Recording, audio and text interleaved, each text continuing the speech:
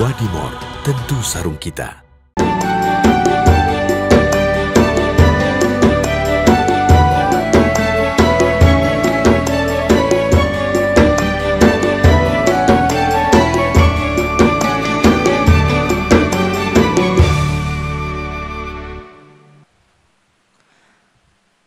أعوذ بالله من الشيطان الرجيم بسم الله الرحمن الرحيم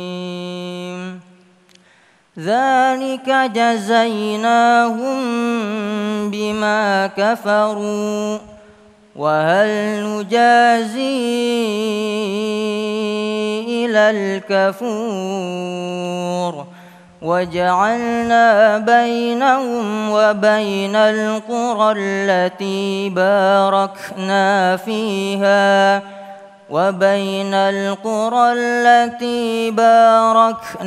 فيها قرى ظاهرة وقدرنا فيها السير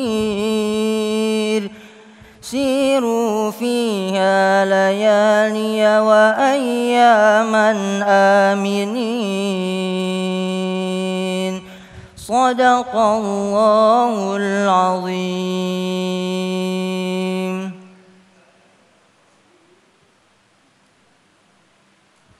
Bismillahirrahmanirrahim. Assalamualaikum warahmatullahi wabarakatuh. Alhamdulillahirabbil alamin. Allahumma salli ala Sayyidina Muhammad wa ala ali Sayyidina Muhammad.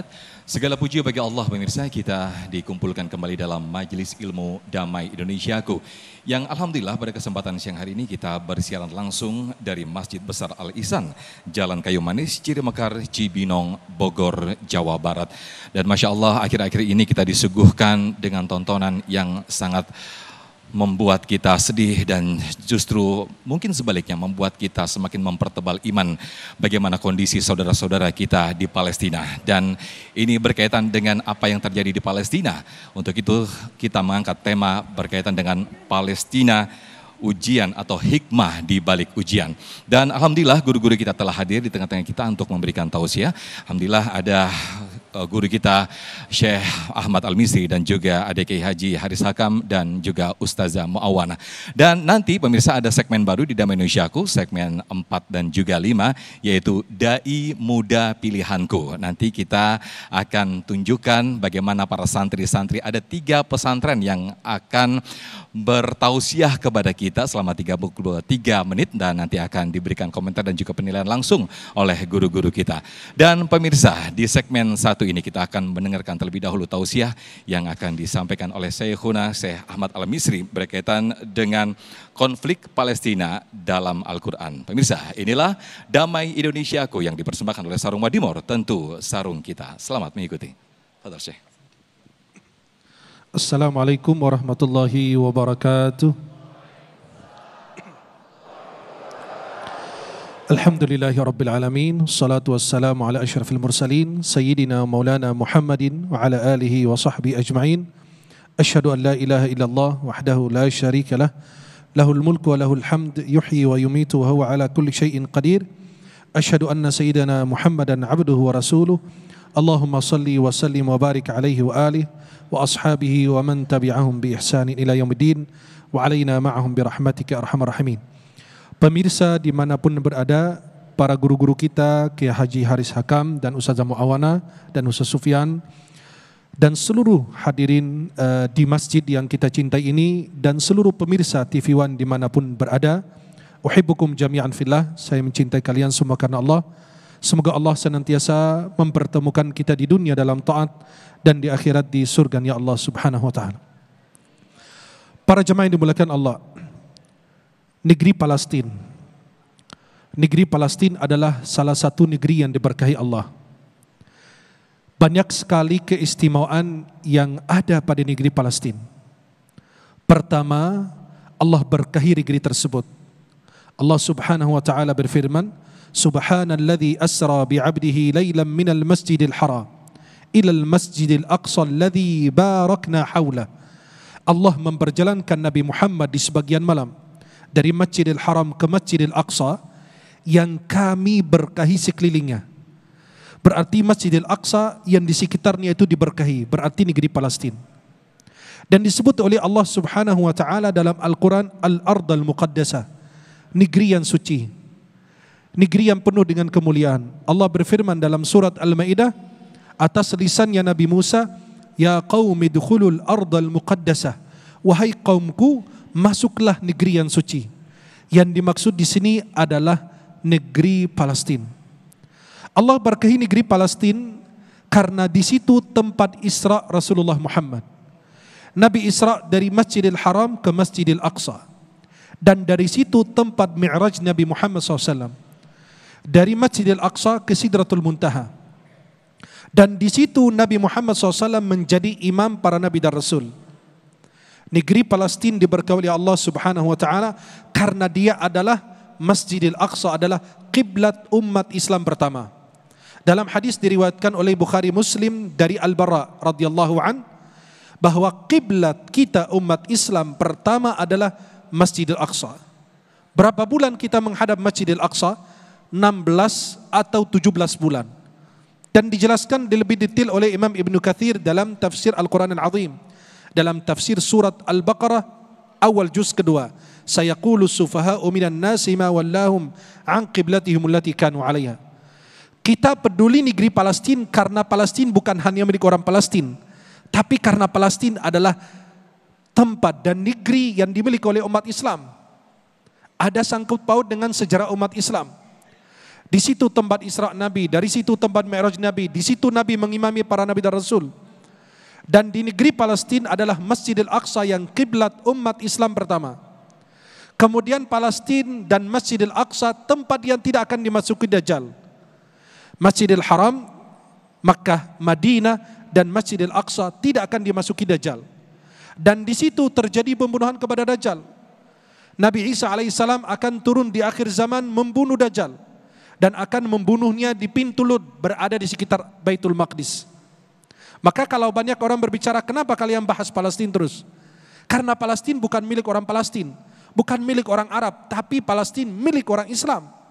Di situ ada masjid yang suci, Masjidil Aqsa. Di situ kita sholat, di Masjidil Haram 100.000 pahala, di Masjidil Nabawi 1.000, di Masjidil Aqsa 250. Ada riwayat 500, tapi riwayat tersebut dinilai dhaif, lemah oleh para ulama ahli hadis. Maka kalau kita sholat di Masjidil Aqsa 250.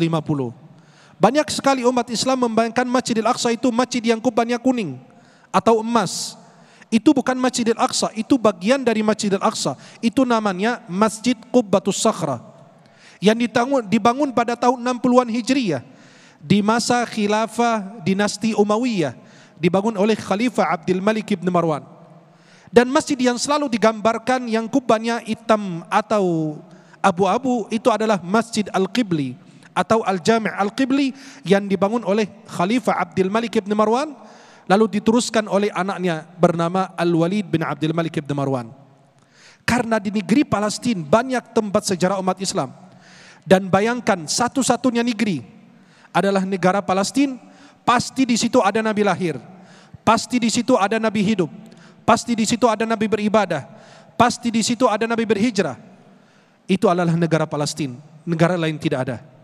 Nabi Daud lahir di Palestina, Nabi Sulaiman lahir di Palestina, Nabi Isa lahir di Palestina, Nabi Zakaria, Nabi Yahya, Maryam, ibu dari Nabi Isa alaihissalam.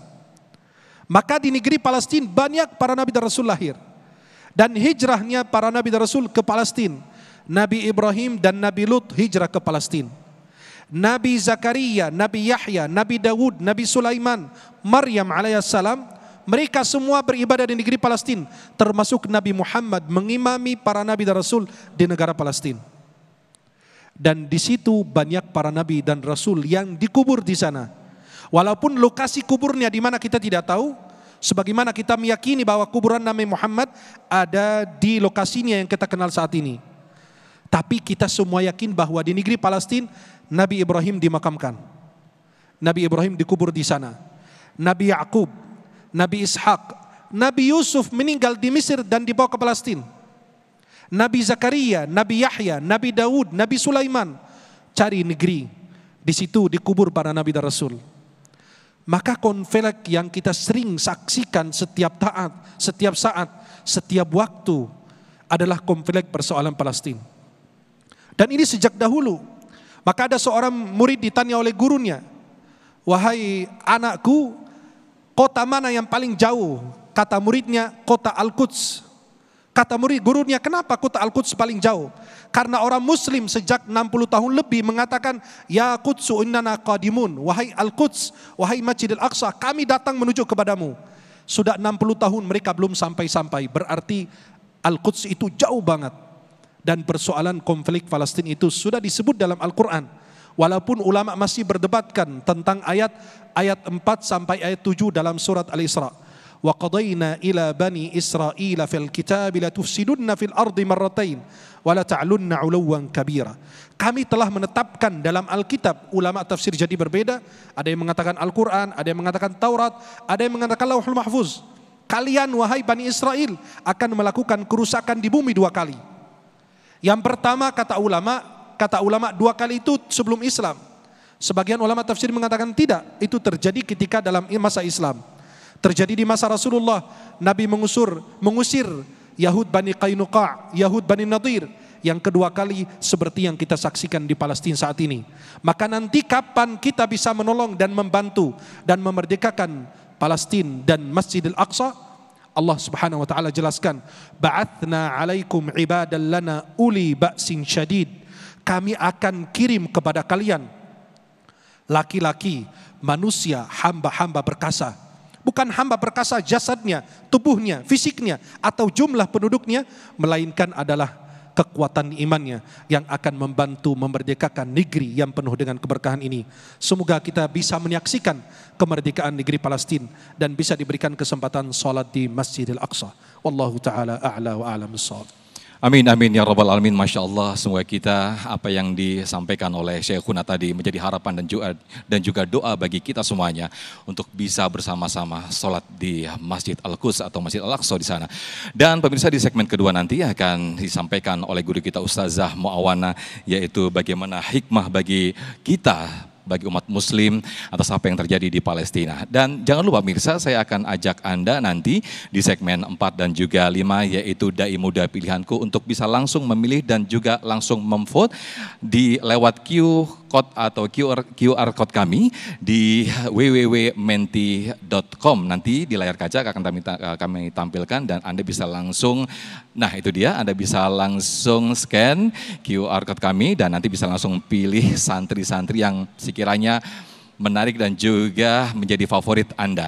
Dan pemirsa, tetaplah di Damai Indonesia. Sesaat lagi kami akan kembali.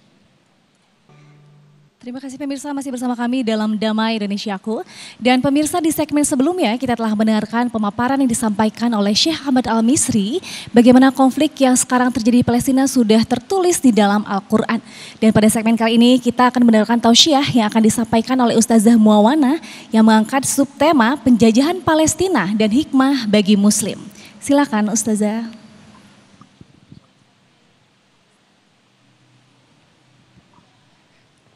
Bismillahirrahmanirrahim.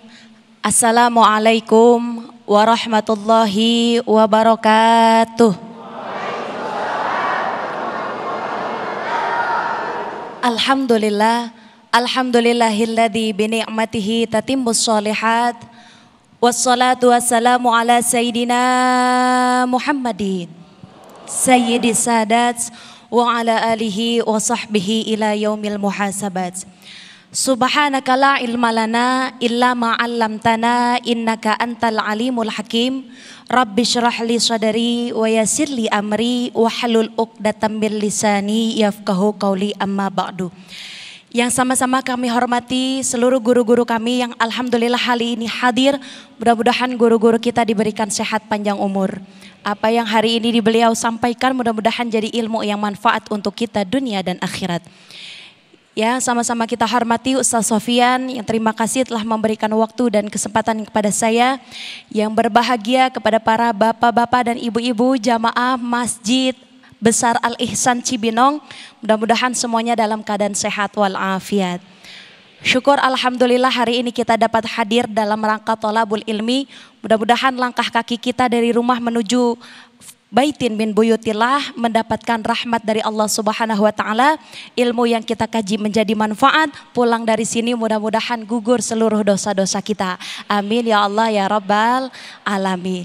Tadi guru kita telah menyampaikan bagaimana Palestina tergambar dalam Al-Qur'an. Lalu kalau kita melihat peristiwa Palestina pada saat ini, apa hikmahnya buat kita? Ibu, Bapak, dilihat Palestina diberikan musibah, ujian, cobaan oleh Allah Subhanahu wa taala. Lalu banyak sekali hikmah yang bisa kita ambil. Apa hikmahnya? Yang pertama adalah memperkuat persaudaraan kita. Dalam kitab Taisirul Khalaq ada satu bab namanya Al-Akha'u. Apa itu persaudaraan? Yang dinamakan persaudaraan hubungan antara dua orang, hubungan antara dua negara, atau hubungan antara satu sama lain yang menghasilkan mawaddah. Apa itu mawaddah? Mawaddah itu kasih dan sayang. Ibu sayang sama suami, suami sayang sama istri. Yang benar, benar apa enggak? Kenapa? Hubungan dua instansi, hubungan dua negara, hubungan dua orang menghasilkan mawaddah. Maka dengan adanya peristiwa Palestina ini menjadikan persaudaraan antar negara menjadi kuat. Bagaimana orang kalau udah memunculkan mawaddah, udah muncul yang namanya kasih dan sayang, pasti muncul rasa iba, rasa kasihan, rasa pengen nolong. Betul apa enggak? Keluarga kita kesusahan, kita mau tolong. Suami kita kesusahan, istri mau nolong. Maka Palestina lagi kesusahan, diberi ujian, diberi bala oleh Allah Subhanahu wa taala, diberikan musibah oleh Allah, maka kita selaku umat Islam pasti pengen tolong. Betul? Hikmahnya persaudaraan kita jadi kuat. Karena kuat, tumbuhlah kita pengen membantu, meringankan kesusahan, meringankan kesedihan yang terjadi di Palestina. Dengan apa? Banyak sekarang yang membuka donasi, menggalang dana, betul? Sampai hari ini banyak sekali masjid-masjid, majelis taklim mengumpulkan dana guna untuk diberikan kepada warga Palestina agar kesedihan sedikit akan terhilangkan. Oleh karenanya jangan pernah takut kalau kita membantu keluarga kita yang ada di Palestina dengan harta yang kita punya. Karena saat ini kita lihat banyak di Indonesia. Kemarin ada yang buka salah satu media sosial, orang Indonesia memberikan donasi 1 M untuk Palestina. M apa ibu? Ember apa miliar? 1 ember apa 1 miliar? Tapi gini hari yang ngasih 1 M kira-kira masih bisa makan apa enggak? Masih kebeli baju apa enggak? Maka jangan takut ketika membantu keluarga kita yang ada di Palestina dengan harta yang kita punya. Kadangkala kita suka takut kalau pengen sodakoh, betul? Padahal Nabi SAW mengatakan mana kosomalun bisodakoh bal yazdad. Gak akan berkurang harta orang yang bersedekah, malah justru akan bertambah. Insya. Maka hikmahnya dengan adanya peristiwa di Palestina, kita jadi orang yang gak pelit, jadi orang yang dermawan, jadi orang yang bares. Kalau kata orang Betawi, Pak Kiai, tahu ibu orang bares? Orangnya gampang untuk memberi. Karena kenapa? Persaudaraan semakin kuat, hawanya pengen membantu keluarga kita yang ada di Palestina. Yang kedua, apa hikmahnya? Kejadian yang ada di Palestina untuk kita semua, yaitu semakin cinta kita kepada negara kita. Hubbul watan minal iman. Salah satu keimanan adalah kita cinta kepada negara. Kita lihat orang-orang Palestina diberikan musibah oleh Allah, bertumpah darah, banyak yang wafat, banyak yang syahid, tapi tetap mereka tidak meninggalkan Palestina. Karena kenapa? Ada satu masjid yang mana dimuliakan oleh Allah Subhanahu wa taala, yaitu Masjidil Aqsa. Ini rombongan umat Islam harus membela masjid yang dimuliakan Allah, yaitu Masjidil Aqsa. Mudah-mudahan semua yang hadir bisa pergi ke Masjidil Aqsa. Amin ya Rabbal Udah pernah ke Masjidil Aqsa udah? Ke Mekah udah pernah? Madinah udah pernah? Pengen umroh pengen? Haji pengen? Udah pada nabung apa belum? Pengennya doang Pak Kiai, nabungnya nggak ada. Oleh karenanya dengan adanya hikmah Palestina diberikan ujian oleh Allah, kita sebagai umat Islam, yuk kita jaga negara kita cintai negara kita. Dengan apa? Tanda cinta kepada negara, kita patuh, rela berkorban, setia sama negara, insya. Dan yang ketiga, ketika Palestina diberikan ujian oleh Allah Subhanahu wa taala, hikmahnya adalah istiqomah dengan keimanan. Lihat orang-orang Palestina diberikan ujian oleh Allah, diberikan musibah oleh Allah. Lihat sampai sekarang yang diagungkan adalah kalimat la ilaha illallah Muhammadur Rasul. Kita lihat di media sosial anak-anak kecil kakinya pada berdarah, kepalanya pada berdarah betul. Tapi banyak juga yang pingsan tapi mulutnya nggak berhenti mengucap Allahu Akbar. Orang yang beriman kemudian dia beristiqomah, nanti malaikat akan nyamperin dia. Ibu tahu nyamperin? Malaikat nyamperin ke siapa? Orang yang beriman kemudian dia beristiqomah. Dengan apa mengatakan Allah takhafu wala tahzanu wa abshiru bil jannati. Orang Palestina, jangan takut, jangan sedih, kamu diberikan surga yang dijanjikan Allah Subhanahu wa taala. Oleh karenanya Palestina sedang dijajah, kita juga dijajah dengan moral, kita dijajah dengan akhlak kita, tapi harus tetap istiqomah dengan iman kita, insya. Mudah-mudahan ada manfaatnya, kurang lebihnya mohon maaf. Assalamualaikum warahmatullahi wabarakatuh. Waalaikumsalam warahmatullahi wabarakatuh. Terima kasih Ustazah Muawan yang telah memberikan tausiah kepada kita, betapa kita terlihat atau melihat jelas apa yang ada di depan mata kita. Persatuan umat Islam begitu kokoh, semakin bertambah. Dan begitu juga kita melihat bagaimana di media sosial dampak atau syiar Islam setelah apa yang terjadi di Palestina.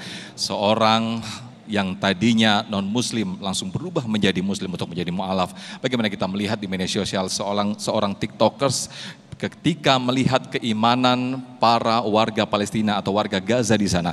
Mereka begitu melihat sangat luar biasa sekali sehingga salah satu tiktokers ini langsung menyatakan diri untuk masuk Islam. Masya Allah. Lalu bagaimana melalui pandangan Al-Quran, insya Allah nanti akan dijelaskan oleh guru kita Kiai Haji Haris Hakam. Dan jangan lupa pemirsa, saya ajak Anda untuk vote Dai Muda Pilihanku. Caranya dengan www.menti.com lalu tekan kode di 88502845. Nanti di segmen 4 dan 5 kita akan tampilkan 3 santri akan unjuk kebolehan bagaimana berdakwah sebagai seorang dai muda. Sesaat lagi di Damai Indonesiaku kami akan kembali. Alhamdulillahirrahmanirrahim, pemirsa, kembali lagi dalam Damai Indonesiaku. Dan masih terkait tema kita hari ini pemirsa, Palestina dan hikmah di balik ujian. Lalu bagaimana hikmah dan juga dampak peristiwa di Palestina terhadap syiar Islam. Kita akan bersama-sama mendalaminya dengan mendengarkan tausiah yang akan disampaikan oleh Kiai Haji Haris Hakam. Silakan Kiai. Assalamualaikum warahmatullahi wabarakatuh.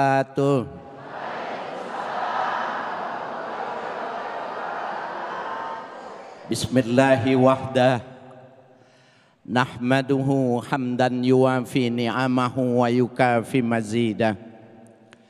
Subhanalladzi 'allamal insana hatta 'alimahu wa wahada. Wa nusalli wa nusallimu ala nabiyyina Muhammadin dzil haudi wasyafa'ah wa ala alihi wa sahbihi nujumil bahira. Amma ba'du. Para alim ulama, para kiai, para guru di lingkungan Masjid Besar Al-Ihsan, para ustazat, guru kita Syekh Ahmad Misri dan Ustazah Al-Muawwana, Ustadz Sofyan. Mudah-mudahan guru-guru kita diberikan umur yang panjang, rezeki yang banyak, hidup penuh dengan berkah. Begitupun kita yang mengaminkannya. Bapak Ibu sekalian yang berbahagia, dalam perspektif Islam, hidup sama mati itu nggak ada bedanya. Positif dan negatif itu cuma cara pandang. Kalau Allah mengatakan Subhanalladzi khalaqa kulla syai'in azwaj, Maha suci Allah yang telah menciptakan segala sesuatu itu berpasangan. Ibu disebut wanita karena ada laki-laki. Kita disebut di bawah karena ada atas. Betul, Bu? Ada bahagia, ada sengsara, ada hidup, ada mati. Kausalitas sunnatullah ini disebut dengan azwaj. Oleh karena itu kematian dan kehidupan sama aja.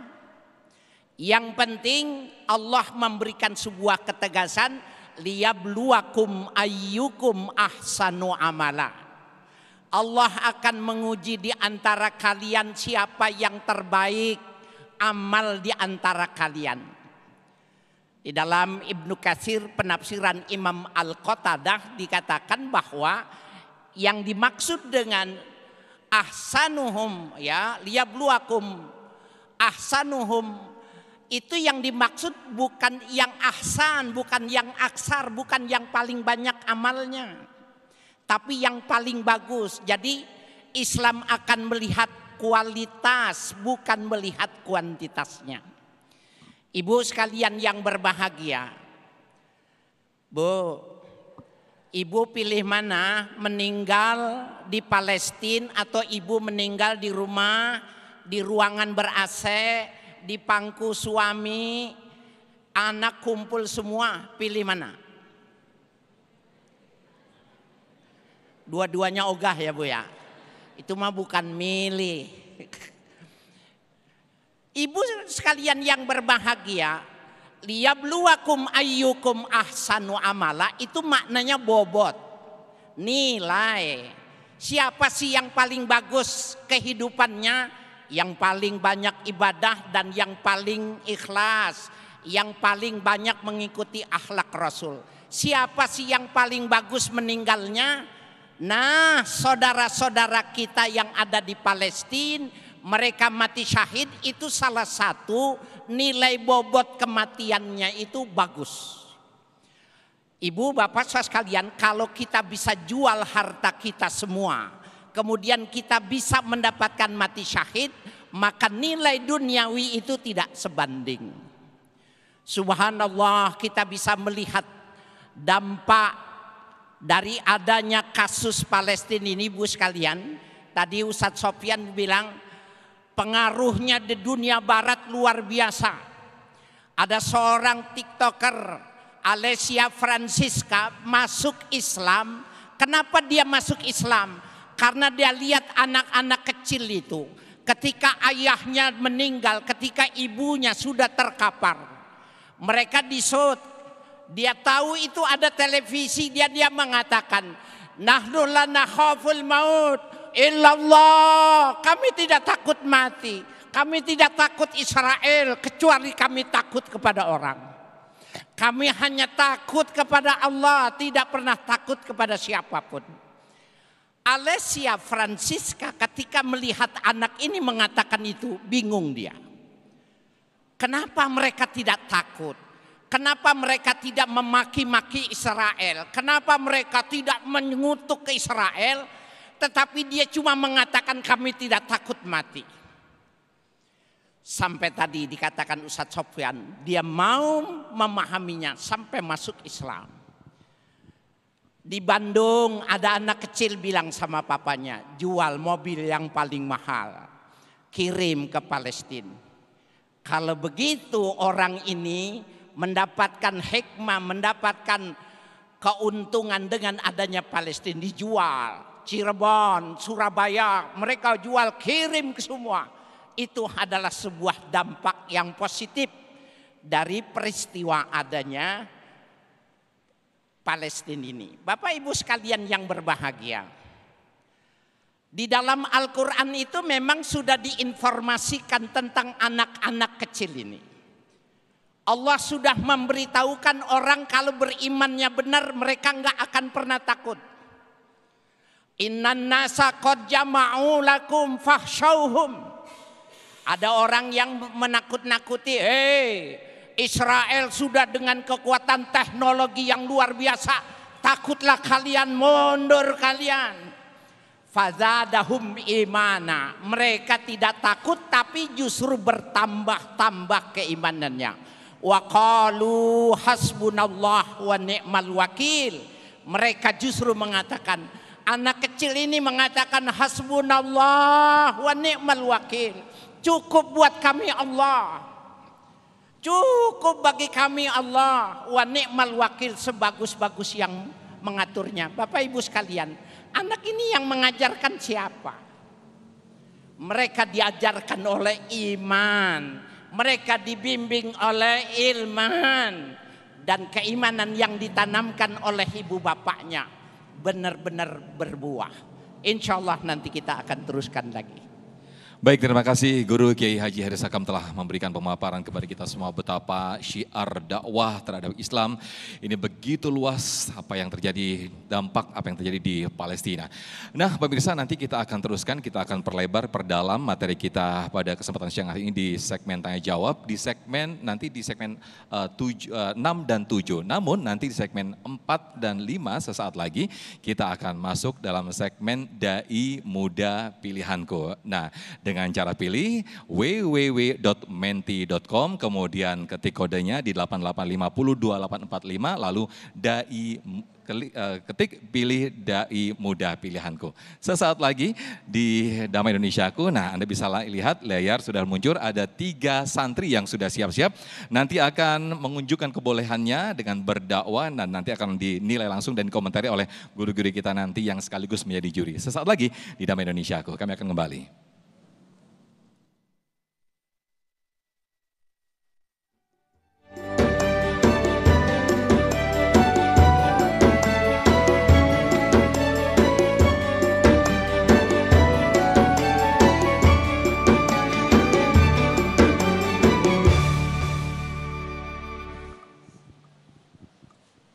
Baik, terima kasih pemirsa, Anda masih di Damai Indonesiaku. Dan sekarang kita tiba di segmen Dai Muda Pilihanku.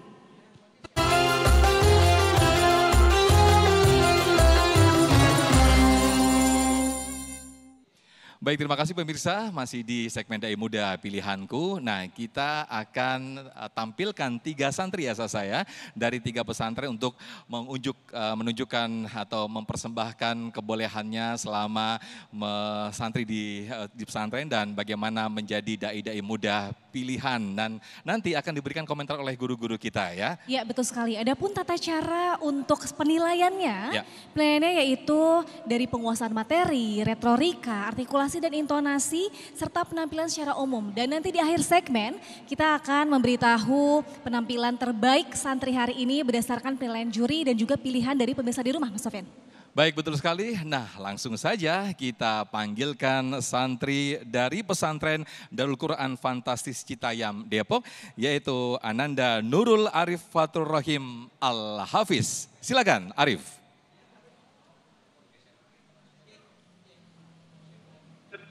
Bismillahirrahmanirrahim.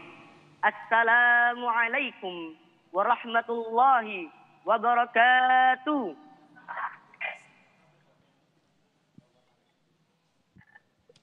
Alhamdulillah, wassalatu wassalamu ala rasulillah, Muhammad ibn Abdillah, wa ala alihi wa sahbihi wa mawala, amma ba'du. Yang saya muliakan dan saya cintai, para alim ulama, serta kaum muslimin dan muslimat, pemirsa TV One, rahimakumullah.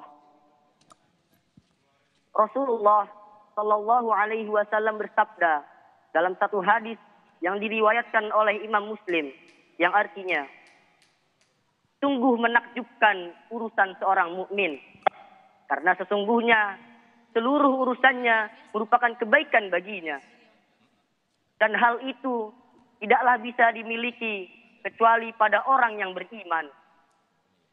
Apabila ia mendapatkan kelapangan hidup, ia bersyukur kepada Allah. Dan itu merupakan kebaikan baginya. Dan apabila ia mendapatkan musibah, ia bersabar. Dan itu merupakan kebaikan baginya. Pemirsa Damai Indonesiaku dimanapun Anda berada. Ada dua hal yang selalu dihadapi oleh manusia. Ada tawa, ada tangis. Ada bahagia, ada sedih. Bahkan ada kehidupan dan ada kematian. Dalam menghadapi dua hal tersebut, Allah Subhanahu wa Ta'ala dan Rasul-Nya telah memberikan dua resep kepada kita. Yang pertama, yaitu sebagaimana dijelaskan hadis di atas.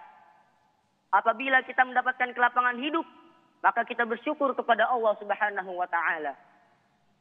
Adapun syukur itu sendiri dibagi menjadi dua.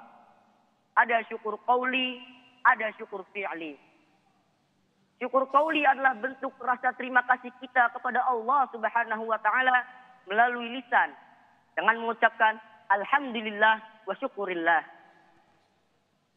Adapun syukur fi'li adalah bentuk rasa terima kasih kita kepada Allah Subhanahu wa Ta'ala melalui amal perbuatan yang soleh. Seperti berbagi dengan sesama.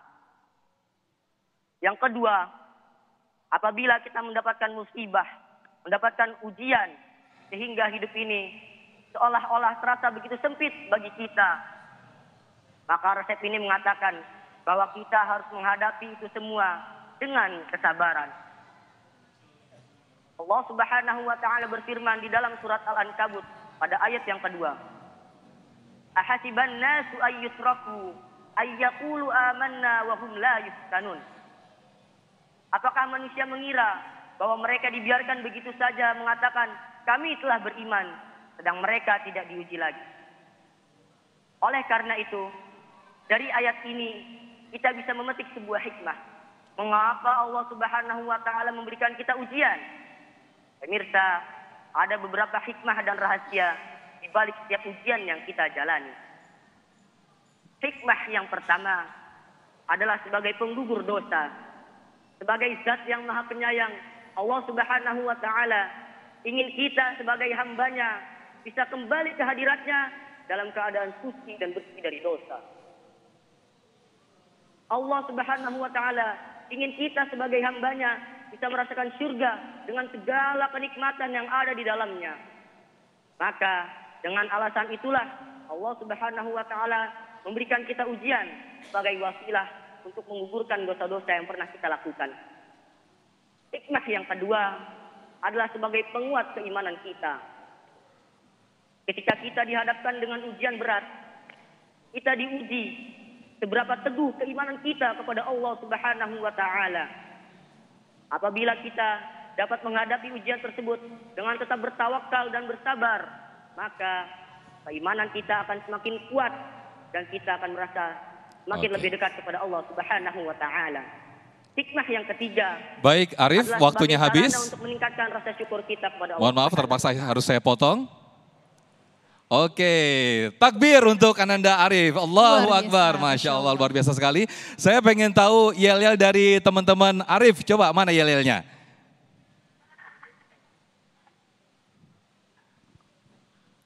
Oke, nampaknya audio kurang terdengar jelas. Nah, saya akan berikan waktu kesempatan untuk guru kita, Syekh Misri, karena ada 3 kategori penilaian. Dan ini santri harus dituntut untuk memaksimalkan waktu dengan waktu yang sangat singkat ini, saya 3 menit. Bagaimana penguasaan materi, kemudian juga intonasi dan juga artikulasi. Saya berikan waktu kepada Syekh Misri untuk memberikan komentar. Silakan, Syekh. Ya, bismillahirrahmanirrahim. Kalau untuk Ananda Arif tadi,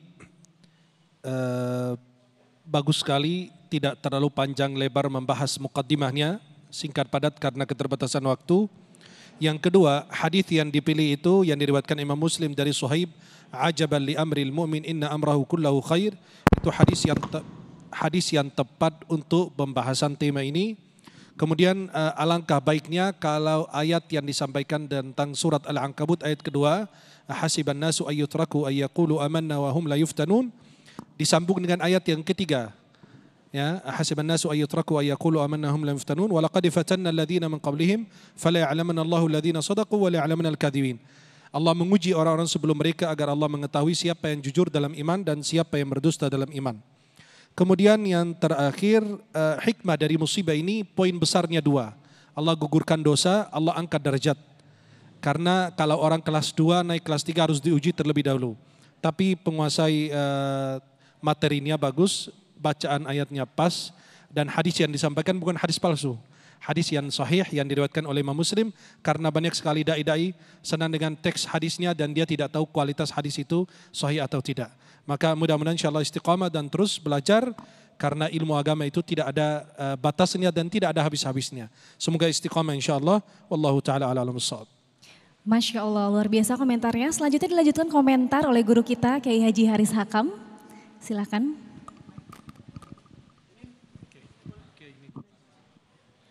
Baik, terima kasih buat Ananda Arif di Citayam. Satu hal yang ingin saya sampaikan sebagai tambahan atas catatan yang sudah diberikan oleh Syekh Misri. Apabila kita menyampaikan materi waktunya pendek, maka kita menggunakan teori piramid terbalik. Jadi kita menyampaikan intinya dulu, sehingga orang sudah tahu jawabannya, baru kamu menguraikan. Sehingga ketika kamu menguraikan, dipotong sama host bagaimanapun juga tidak mengurangi inti. Itu apabila ya waktunya pendek. Berbeda halnya ketika waktunya cukup, maka boleh ya kita dengan kreasi menyampaikan retorika itu dengan gaya dan kebiasaan yang bisa kita lakukan.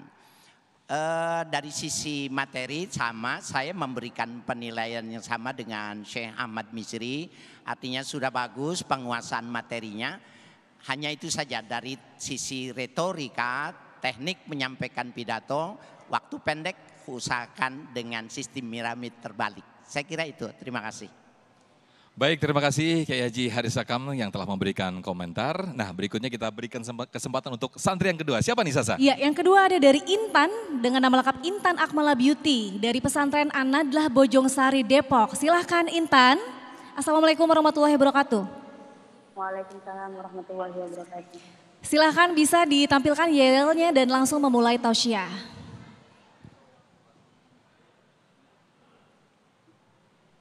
Sudah.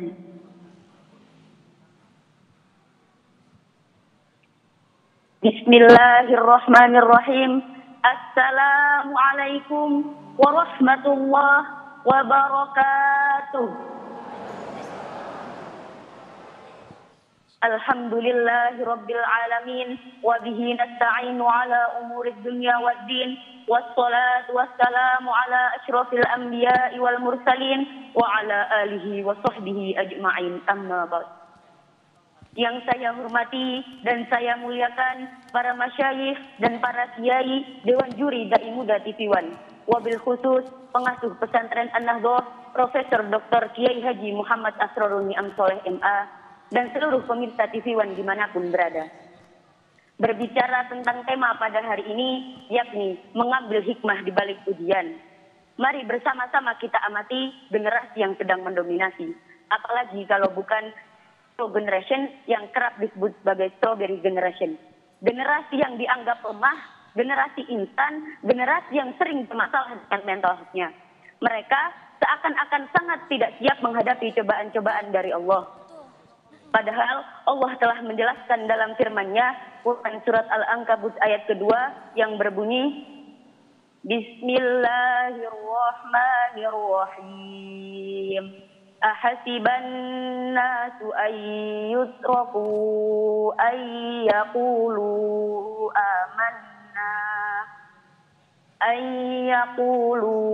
amanna wa hum la yuftanun.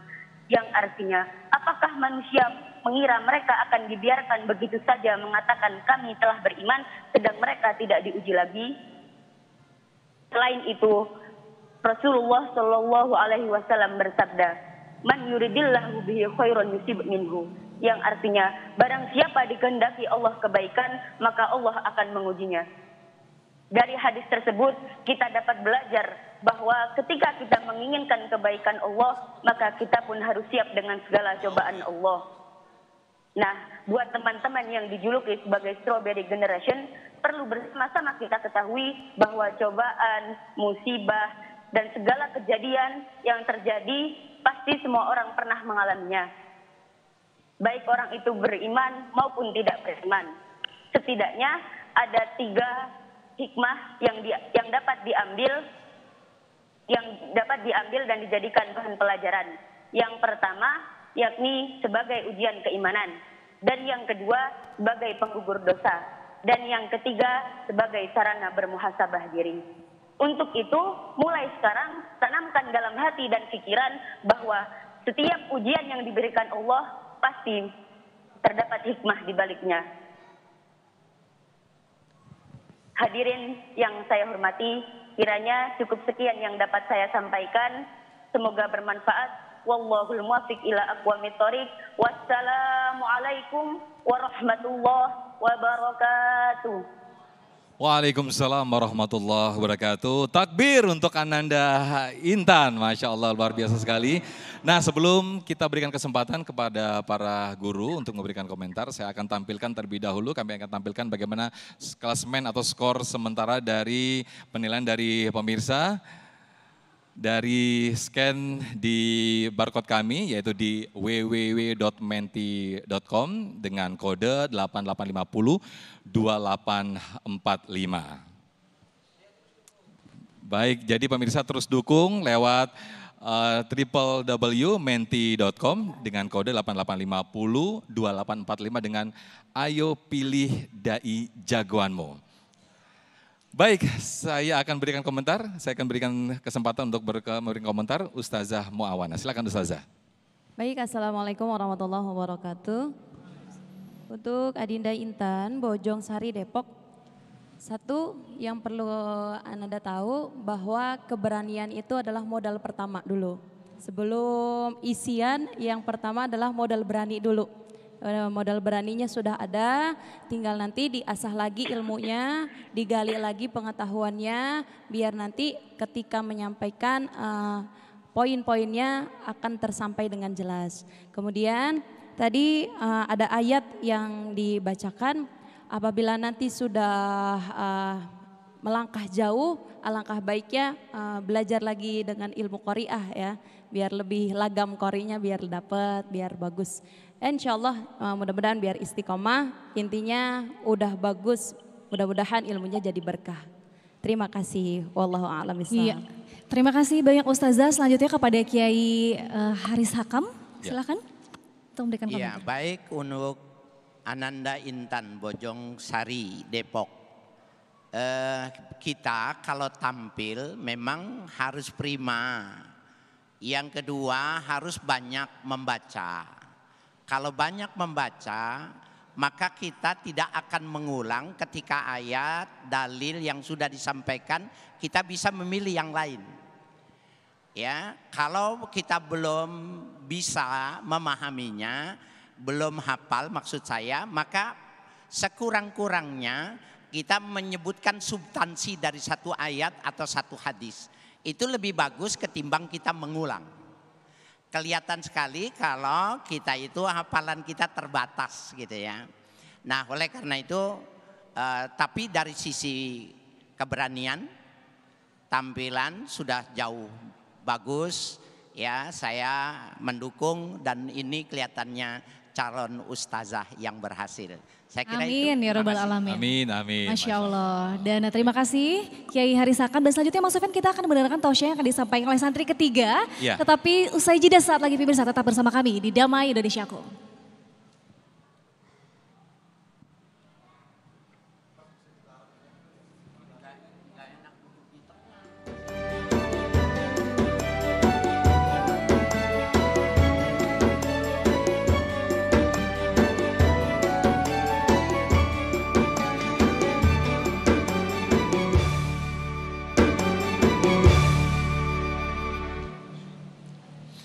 Baik pemirsa, kita kembali di Dai Muda Pilihanku.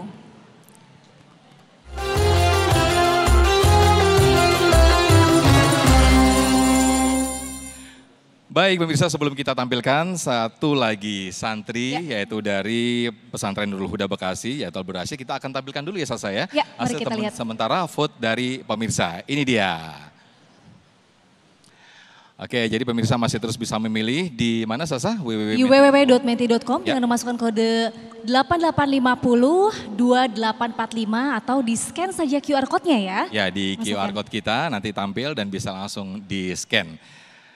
Baik, langsung saja kita tampilkan Ananda Abdul Rashid dari Pesantren Nurul Huda Bekasi. Silakan. Bismillahirrahmanirrahim. Assalamualaikum warahmatullahi wabarakatuh. Alhamdulillahi rabbil alamin. Hamda syakirin, hamda na'imin. Hamda yu'ati ni'ma wa kafi mazidah. Amma ba'du. Yang terhormat segenap kiai, asatid, santriwan dan santriwati, terkhususnya Pondok Pesantren Nurul Huda Bekasi, dan kepada para pemirsa acara TV One yang berbahagia. Puja serta syukur, mari kita panjatkan kepada Allah Subhanahu wa Ta'ala, yang mana Allah telah memberikan kita nikmat sehingga tidak terhitung nikmat yang telah Allah berikan. 3 diantaranya yang kita bisa rasakan sampai saat ini yaitu nikmat iman, Islam, dan ihsan. Salawat bertangkaikan salam kepada jutaan alam terbaik bukan karena kecerdasannya, terkenal bukan karena ketampanannya, akan tetapi terkenal karena apa? Karena akhlak dan adabnya. Dan tak lupa juga kepada Rasulullah kita meminta syafaatnya supaya kita menjadi umat yang diakui oleh Rasulullah SAW. Amin, amin, Allah ya Rabbal Alamin.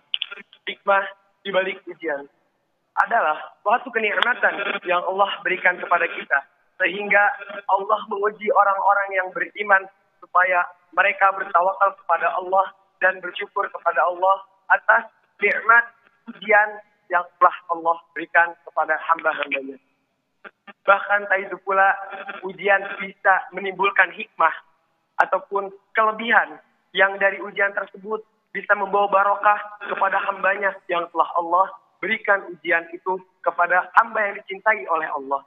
3 diantaranya, yang pertama hikmah dalam ujian ataupun ujian yang telah Allah berikan, yaitu yang pertama ada meningkatkan keimanan.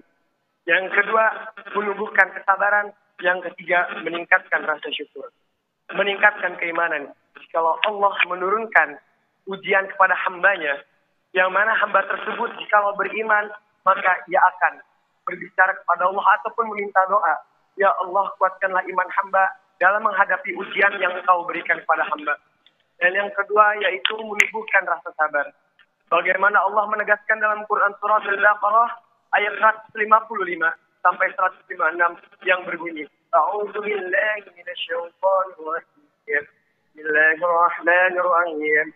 وَلَنَبْلُوَنَّكُمْ بِشَيْءٍ مِنَ الْخَوْفِ وَنَقْصٍ مِنَ الْأَمْوَالِ وَالْأَنفُسِ وَالثَّمَرَاتِ وَبَشِّرِ الصَّابِرِينَ الَّذِينَ إِذَا أَصَابَتْهُم مُّصِيبَةٌ قَالُوا إِنَّا لِلَّهِ وَإِنَّا إِلَيْهِ رَاجِعُونَ. Yang artinya, dan sungguh kami memberikan cobaan kepada engkau, hamba-hambaku, dengan sedikit ketakutan, kelaparan, kekurangan harta, jiwa, dan buah-buahan. Dan sampaikanlah berita gembira kepada mereka orang-orang yang bersabar. Yaitu mereka ketika mengucapkan yang terkena musibah dapat inna lillahi wa inna ilaihi raji'un. Yang ketiga, meningkatkan rasa syukur. Apa itu rasa syukur? Rasa syukur adalah rasa suatu memuji ataupun rasa suatu yang meningkatkan kepada Allah cara bersyukur. Rasa syukur pun ada 3. Di antaranya syukur nikmat makan, syukur kepada Allah, dan syukur atas pun segala apapun cara yang telah Allah berikan kepada kita. Mengapa meningkatkan rasa syukur? Karena Allah menguji hambanya dengan suatu kenikmatan yang tidak bisa dilakukan hambanya, maka Allah akan meningkatkan rasa syukur tersebut pada hambanya. Dan Allah tidak akan hanya 3 menit memberikan bisa saya. Ya, betul sekali. Dan komentar kita akan dengarkan kali ini dari Syekh Al-Misri. Silakan. Silakan Syekh Misri. Bismillahirrahmanirrahim. Alhamdulillah wassalatu wassalamu ala Rasulillah untuk Ananda Abdul Rashid di pesantren Nurul Huda Bekasi. Pertama, lebih tepat tidak usah menggenggam tangan seperti itu, ya, karena ini akan memberikan penilaian bahwa Anda ini dalam rasa ketakutan, ya, itu satu. Yang kedua, mukaddimahnya, pembukaannya terlalu panjang, tidak diperlukan karena keterbatasan waktu. Kemudian perlu lebih banyak mendalami dan menguasai materinya. Dan perlu seorang dai mendukung apa yang dia sampaikan di awal atau ketika memulai dengan hadis yang sahih atau ayat Al-Quran. Karena seorang dai kalau tidak menyampaikan ayat Al-Quran, tidak ada yang mendukung apa yang dia sampaikan. Berarti kalau Anda tidak menyampaikan ayat di awal atau dan lain, apalagi sudah waktunya habis tadi pada saat Anda baca ayatnya, itu menunjukkan bahwa harus kita menambah bacaan, menguasai materi, dan harus menghafal ayat Quran. Seorang dai kalau nggak ada hafalan Quran, bukan dai, orang biasa. Kalau seorang dai tidak hafal Quran, tidak hafal hadis, itu penilaiannya sama dengan orang lain. Ya. Kemudian ketika membaca ayat dalam waktu yang sudah dibatasi, tidak perlu ta'awudz, tidak perlu basmalah, langsung baca ayatnya. Allah berfirman, "Wala nabluwannakum bisyai'in minal khaufi wal ju'i wa naqsin minal amwal." Tidak usah dibaca dengan tartil, karena bukan saatnya kita menilai tartilnya, karena dari segi bacaannya kita tahu. Walaupun baca dengan cepat, kita tahu dari pelafalannya, sifatul huruf, makharijul hurufnya, ya. Tapi insyaallah mudah-mudahan terus belajar, terus menguasai materi dengan baik, dan mudah-mudahan insyaallah istiqamah agar menjadi ulama yang bermanfaat. Wallahu taala a'la wa a'lam bis-shawab. Baik, terima kasih. Berikutnya saya beri kesempatan untuk Kiai Haris Hakam memberikan komentar untuk Ananda Abdul Rashid. Fadhal, Kiai. Baik, terima kasih. Bagus buat Ananda Abdul Rashid, ya, di Bekasi. Ada pesan Nabi yang menarik untuk para da'i. Inna lil bayani la sihra. Sesungguhnya orang yang menguasai retorika, dia menguasai setengah ilmu sihir. Jadi orang yang retorikanya bagus itu tersihir. Sehingga ini menuntut beberapa hal. Panjang atau pendek, pertama ekspresi. Nah, jadi dari mulai jangan cuma tangan, tetapi terutama muka, ekspresi di muka. Yang kedua intonasi, yang mesti dibangun ritmenya. Yang ketiga bahwa pendekatan tafsiri itu membaca ayat kemudian menjelaskan. Tapi kalau metode retorika kalian menjelaskan dulu, akhirnya menunjukkan dalilnya. Nah, dari dua metode itu nampaknya kalau waktu yang terpendek itu kita menggunakan metode tafsiri. Pengantar sedikit, langsung masuk pada ayatnya, langsung jelaskan. Sehingga berapapun waktunya yang disediakan, ketika dipotong maka tidak bermasalah. Saya kira itu catatannya, tapi sudah bagus tiga-tiganya. Masya Allah, luar biasa. Terima kasih Kiai. Dan Mas Sofyan, kita akan melihat dulu hasil polling sementara bagi para santri. Bisa lihat layar kaca. Ustazah Muawan untuk memberikan komentar, kita akan tampilkan terlebih dahulu hasil sementara voting dari pemirsa. Wah, kita akan bacakan satu persatu nih. Iya, betul Mas Sofyan. Lihat ini hasilnya. Ya, untuk santri yang pertama oleh Arif ya, ini memperoleh hasil 45%. Selanjutnya untuk Intan memperoleh 31% dan untuk Rashid memperoleh 24%. Dan pemirsa, ayo dipilih santri favoritnya dengan masuk kemana Mas Sofyan, ke halaman mana? Ya, jadi terus pilih dai jagoan Anda pemirsa di www.menti.com dengan kode 88502845 dan atau bisa di scan. Ayo pilih dai jagoan Anda sekali lagi di www.menti.com dengan kodenya 88502845 dengan dai muda jagoanmu, ya. Ya, jangan lupa dipilih ya pemirsa, karena nanti pemenang akan kita umumkan di akhir acara. Dan pemirsa, kami akan kembali saat lagi usai jeda. Kita berikan kesempatan terlebih dahulu ya ke Ustazah Muawan untuk memberikan komentar. Oh iya. Kalau tadi udah Haris Hakam, kemudian Syekh Misri, kemudian Ustazah Muawan untuk memberikan komentar kepada Ananda Abdul Rashid. Silakan Ustazah. Silakan Ustazah. Kayaknya udah nulis banyak komentar tadi, silakan Ustazah. Bismillahirrahmanirrahim. Tadi guru kita Syekh Misri dan Bapak Kiai sudah memberikan ilmunya dan masukan buat Adinda Abdul Rashid dari Bekasi ya. Saya hanya sedikit menambahkan, satu, lagi-lagi maksimalkan waktu yang ada. Hanya ada 3 menit, dengan 3 menit itu kita bisa menggunakan waktu sebaik-baiknya agar dakwah yang kita sampaikan mengena di hati para pendengar. Nah, dan juga tadi yang harus diperbaiki lagi adalah gesturnya. Tangannya udah bagus, tapi badannya masih diem. Jadi kalau dalam dakwah itu jangan kita seperti patung, benar gak Pak Kiai ya? Ya, kanan kiri itu harus lihat, mimik wajah juga harus. Jadi ketika kita sudah berani untuk menyampaikan dan ingin menyampaikan nas-nas Al-Quran dan hadis, yang pertama itu harus murah senyum dulu. Kalau mau menyampaikan amanat, menyampaikan nasihat, kalau orangnya cembetut aja kira-kira nggak enak ya. Jadi harus dilihat dulu.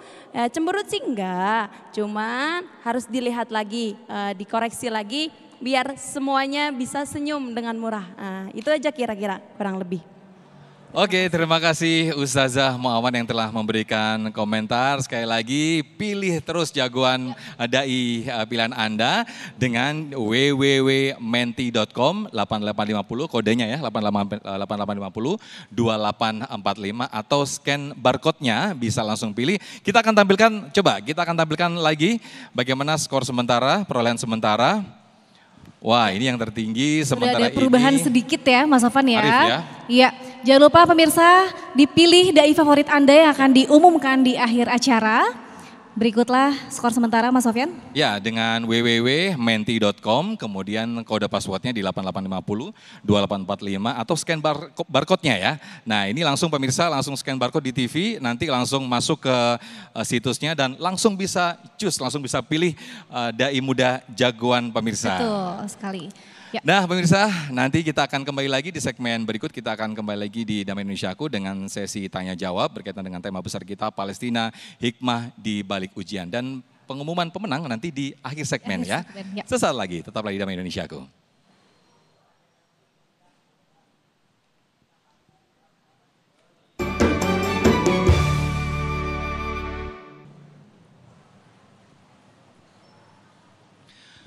Baik, terima kasih pemirsa, Anda masih di Damai Indonesiaku dan kita tiba di sesi tanya jawab berkaitan tema besar kita, Palestina, hikmah di balik ujian. Sudah ada guru-guru kita yang nanti akan memberikan jawaban dan sudah ada Sasa yang sudah bersama jamaah untuk menyampaikan pertanyaannya. Silakan Sasa. Ya, terima kasih Mas Sofyan dan pemirsa, saya sudah bersama dengan satu jamaah yang punya pertanyaan di sebelah saya. Assalamualaikum warahmatullahi wabarakatuh. Waalaikumsalam warahmatullahi wabarakatuh. Dengan siapa Mas?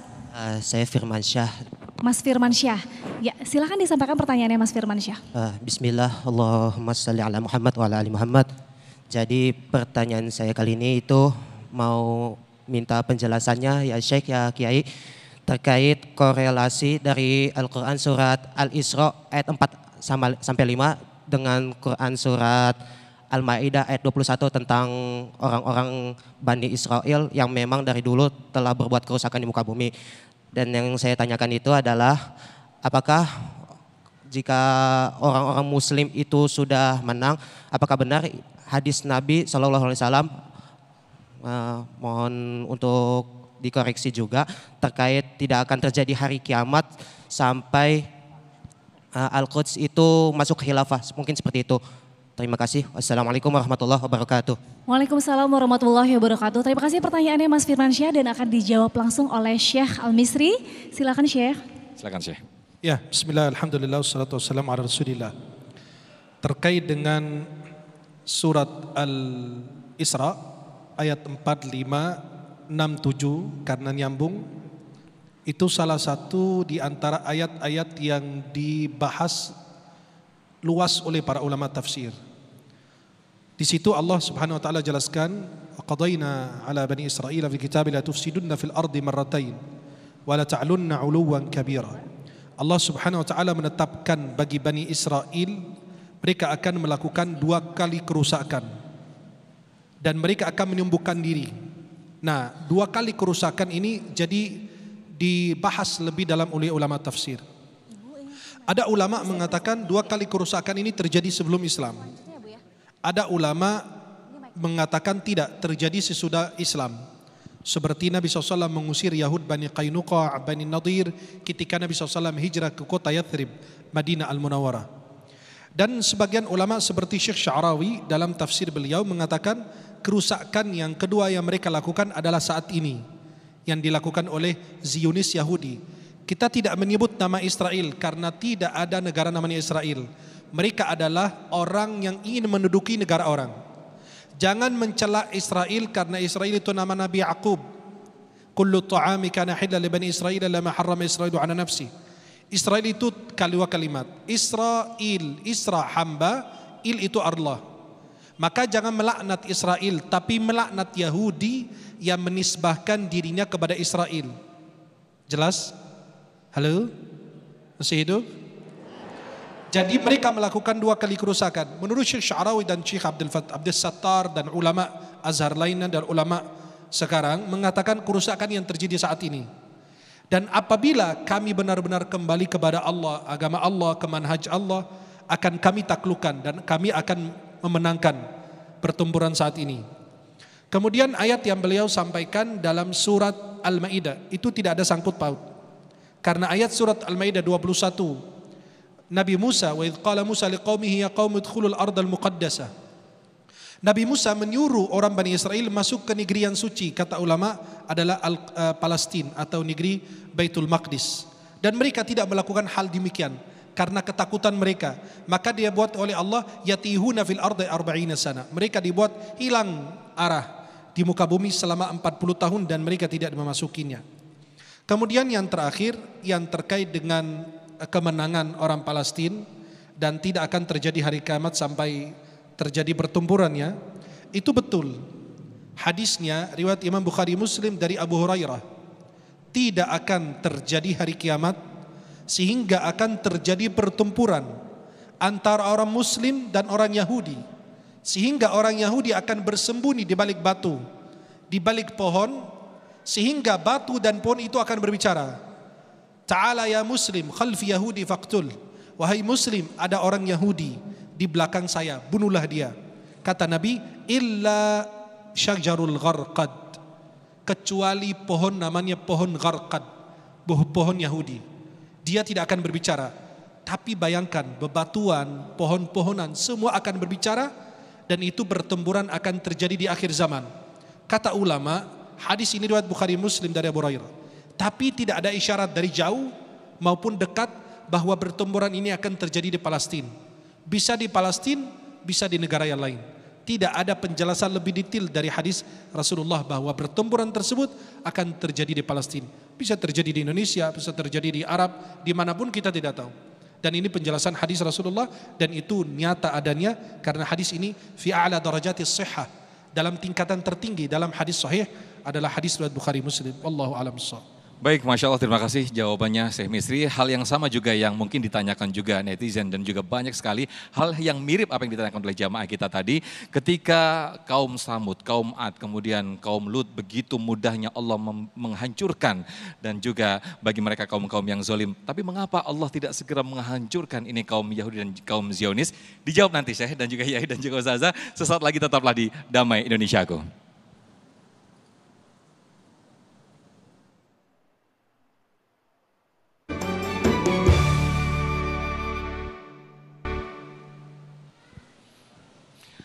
Baik, terima kasih masih di Damai Indonesiaku meneruskan apa yang tadi saya tanyakan. Mungkin bisa dijawab oleh guru-guru kita ketika kaum Samud, kaum Ad, kemudian kaum Nabi Lut begitu mudahnya Allah menghancurkan atas kezaliman mereka.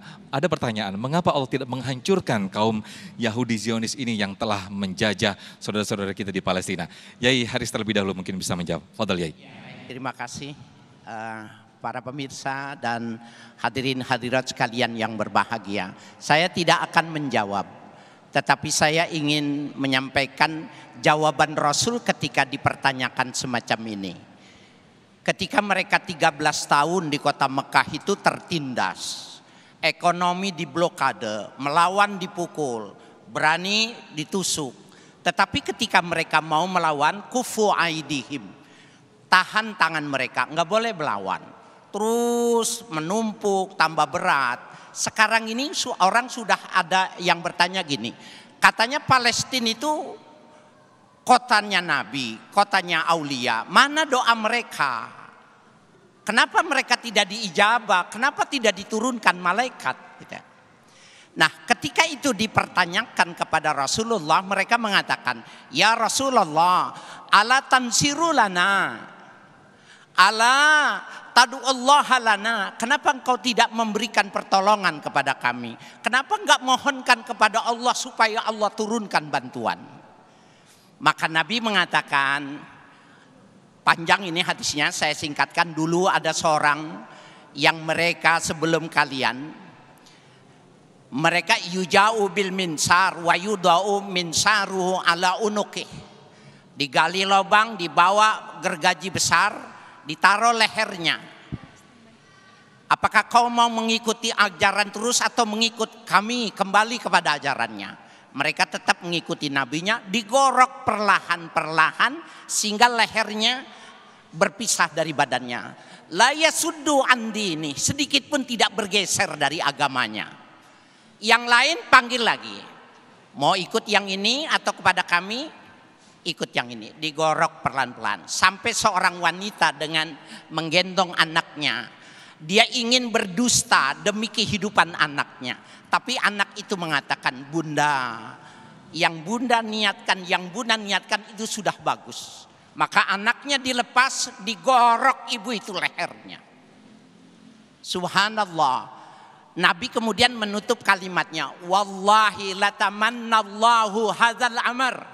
Demi Allah, Allah yang mengendaki hal yang semacam ini. Hatta yasirar rakibu min San'a ila Hadramaut.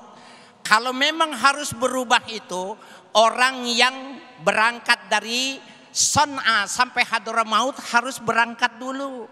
Awil ghanamu ala dhi'bi, atau seperti serigala, kalau dia sudah nangkap buruannya itu, maka akan dimakan.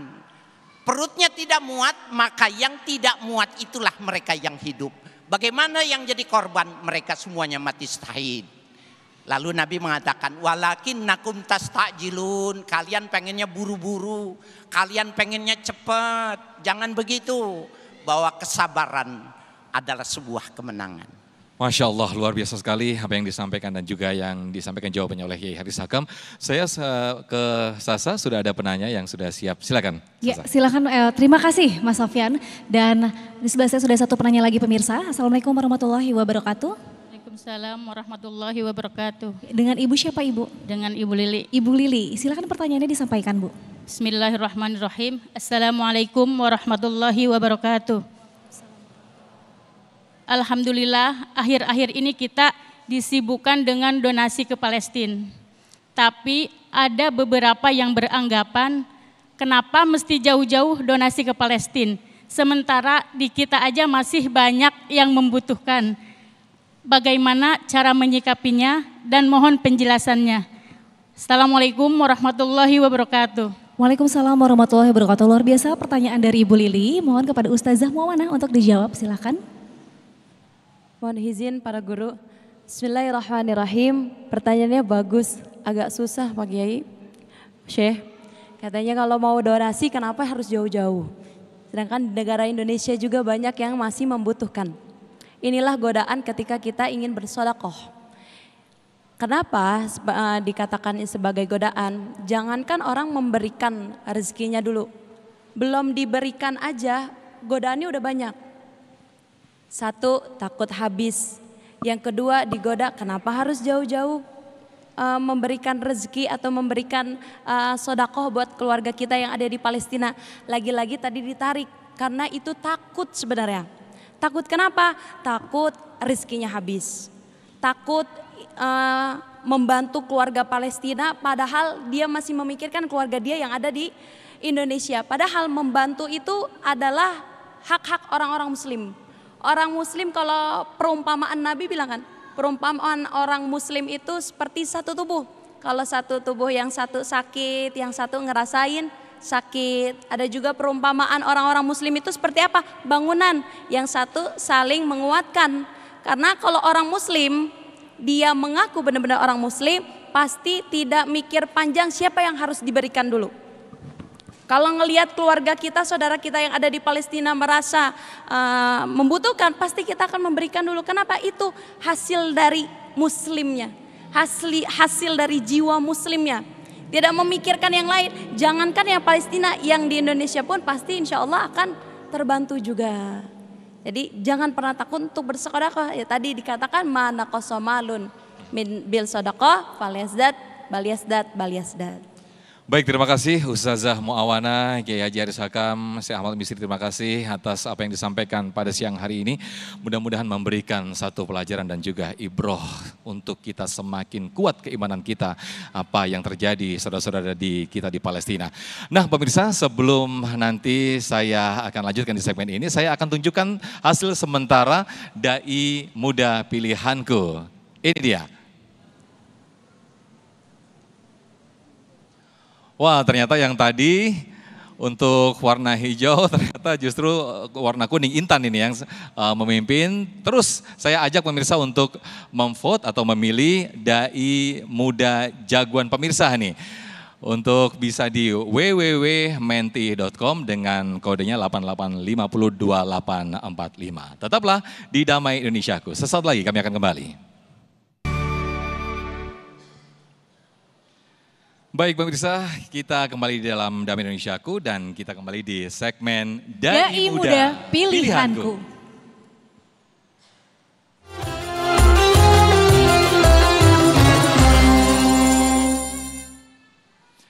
Nah di segmen ini sekaligus menutup vote yang dipilih pemirsa, voting dipilih pemirsa kita sudah akhiri, kita tutup dan kita akan tentukan, kita berikan kesempatan kepada guru-guru kita, para asatidz yang sudah rembukan tadi ya Sasa ya, menentukan sekali siapakah santri yang terbaik yang urutan 1, kedua dan juga ketiga. Siapa yang ingin mengumumkan? Yai Haris. Oke, Fadal, Yai.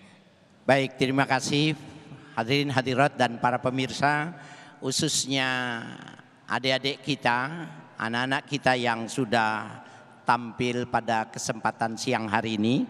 Kami dari Dewan Juri setelah bermusyawarah ya 3 hari 3 malam untuk memutuskan, bahkan alot ini tidak berbeda dengan halnya ketika MK memutuskan perkara, maka keputusannya sebagai berikut. Yang pertama, juara pertama dengan nilai 85 untuk santri Citayam, Saudara Arif. Selamat, mudah-mudahan jadi mubalik yang terbaik berikutnya. Berikutnya nomor 2 dengan nilai 75 santri Depok. Ya, Ananda Intan ya, mudah-mudahan banyak yang menyertainya. Dan untuk yang ketiga santri dari Bekasi dengan nilai 70 Abdul Rashid. Saya kira itu Bang Sofyan. Baik, terima kasih ya Haris dan juga guru-guru yang sudah memberikan penilaian. Kita coba panggil yel-yel ya Sasa ya. Kita panggil para santri yang ada di sana. Pertama saya akan panggil pendukung dari santri Arif dari Pondok Pesantren Darul Fantastis Citayam Depok. Oke, ini dia. Kita coba lihat. Coba yel-yelnya dari Pondok Pesantren dari pendukung Arif dari Pesantren Darul Quran Fantastis Citayam Depok. Boleh dada-dada ke kamera? Oke, silakan.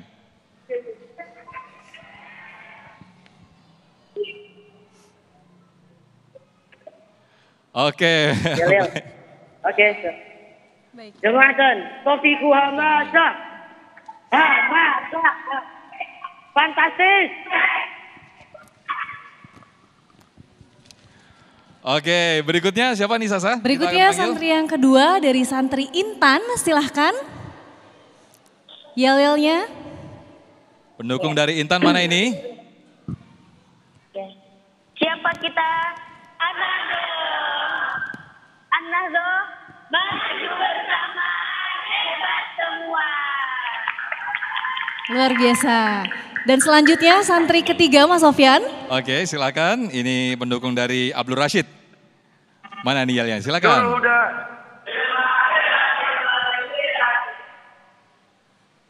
Allah. Baik, luar biasa sekali Luar biasa. untuk santri-santri yang sudah memberikan penampilannya. Nah, kita akan tampilkan hasil polling yang sudah dipilih pemirsa. Ini dia favorit pemilihan pemirsa. Jatuh pada Intan Akmala. Dari Pondok Pesantren An-Nahdlah. Selamat untuk Intan menjadi santri favorit pilihan pemirsa di rumah. Dengan persentase 38%, kemudian berikutnya Arif dengan persentase 32%, kemudian Abdul Rashid dengan persentase 30%, Masya Allah. Selamat untuk para santri yang sudah memberikan tausiahnya di kesempatan siang hari ini dengan segmen Dai Muda Pilihanku. Dan ini juga sekaligus menutup perjumpaan kita di Damai Indonesiaku. Akhirnya saya Muhammad Sofyan. Saya Sabrina Raisa. Dan juga seluruh kru yang bertugas serta Sarung Wadimor tentu Sarung kita pamit undur diri. Terima kasih. Wassalamualaikum warahmatullahi wabarakatuh.